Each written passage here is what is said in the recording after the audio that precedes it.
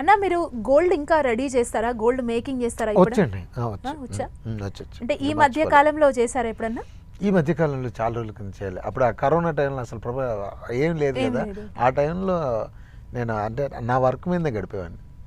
ఆ టైంలో కరోనాలో మీరు గోల్డ్ వర్క్ చేశారు సంతోష్ బాబు. అయ్యో ఒక వీడియో ఇది చాలా సూపర్. అసలు ఎవరైనా సెలబ్రిటీలకి చేసి మీరు ఇవ్వడం ఏమైనా జరిగిందా? అంటే మీరు జరగలేదు, అదేం జరగలేదు. అట్లా ఏమన్నా ఆలోచించారా? అంటే ఇప్పుడు ఏంటంటే ఒక 10 ఏళ్ళ నుంచి చాలా మార్పు దీంట్లో ఏం జరిగిందంటే జ్యువెలరీ షాపులు ఎక్కువైపోయినాయి. ఎగ్జాక్ట్లీ. గోల్డ్ రేట్ బాగా అదేంది. ఇప్పుడు ఎవరైనా ఏదైనా కావాలనుకుంటే ఇప్పుడు నేను వర్క్ చేస్తా అంటే నాకు 1 వీక్ టైం ఇవ్వమంట. వాళ్ళు ఏంటంటే 10 రూపాయలు ఎక్కువ తక్కువ అని చెప్పేసి మన షోరూమ్కి వెళ్ళి అక్కడికి వెళ్ళగానే ఏంటి ఒక 10 రకాలు చేస్తాడు. ఒక మామూలుగా వర్క్ చేసే అతను ఏంటంటే మీరు ఏది తెచ్చారో అది ఇలాంటిది చేయంటే మా అయితే ఇంకో 2 చూపించగలుగుతాడు, కానీ లైవ్లో చూపించలేడు. అంత స్థాయి గోల్డ్ వర్కర్స్ చేసే స్థాయి కాదు. అలా అని మీరు ఒకవేళ రేపు ఇంకొక ఇప్పుడు కొంచెం తక్కువనేయండి డబ్బులు అంటే పాపం పెట్టే స్థాయి కూడా మంచి వర్కర్స్ ఉన్నారు, కానీ ఆ పెట్టుబడి లేక పనులు లేక ఇబ్బందులు ఉన్నాయి.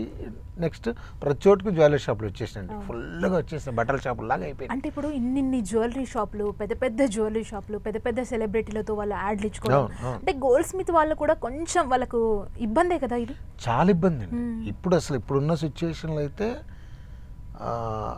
అదేంటి కక్కలేక మింగలేని పరిస్థితి, ఇంకో పని చేయలేరు. ఎప్పటి నుంచో బాల్యం నుంచి ఈ వర్క్ అనేది సడన్గా ఒక 1 ఇయర్లో నేర్చుకుందాం, 2 సంవత్సరాలు నేర్చుకుందాం అంటే అయ్యేది కాదు. వీటికి ఫస్ట్ దాని మీద అవగాహన ఉండాలి. అదొక ఆర్ట్.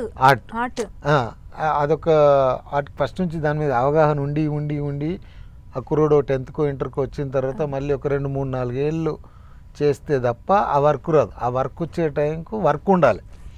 ఇవల్ల చాలా అంటే వేరే బెంగాలీ వర్కర్స్ రావడం, ఇంకా ఎక్కువ షాపింగ్ మాల్స్ అవ్వడం, ఈ రేటు కూడా బాగా పెరిగిపోవడం వల్ల పల్లెటూర్లలో మామూలుగా వీటి మీద ఆధారపడి బతికే వాళ్ళ పరిస్థితి మాత్రం దారుణంగా ఉండి ఇప్పుడు నేను లైవ్లో చూసినప్పుడు చాలా బాధపడతా. బట్ నిజంగా నేను ఈ ఫీల్డ్కి వచ్చిన కూడా సరిపోయింది. ఒకవేళ లేకపోతే సిచ్యువేషన్ ఏంటి, మన దగ్గర పెట్టుబడి లేదు, మనకంత మనం అనుకున్నంత టైం వాళ్ళు ఇస్తారా ఇయ్యారో తెలియదు. ఆ టైంలో అంటే చాలా కష్టం అండి. ఇంకా వాళ్ళ గురించి ఇప్పుడు అసలు బాధేస్తుంది. ఎందుకంటే ఇప్పుడున్న సిచ్యువేషన్ మార్కెట్ అంటే ప్రతిదీ అట్లే అయిపోయింది. ఇప్పుడు చేతి వృత్తులు మనకు ఒక చేతి వృత్తిలో చేతులు ఇరిగిపోయాయి నా పల్లెల్లోన అనేది లిటరల్గా జరుగుతున్నటువంటి పరిస్థితి ఏదైనా అంతే.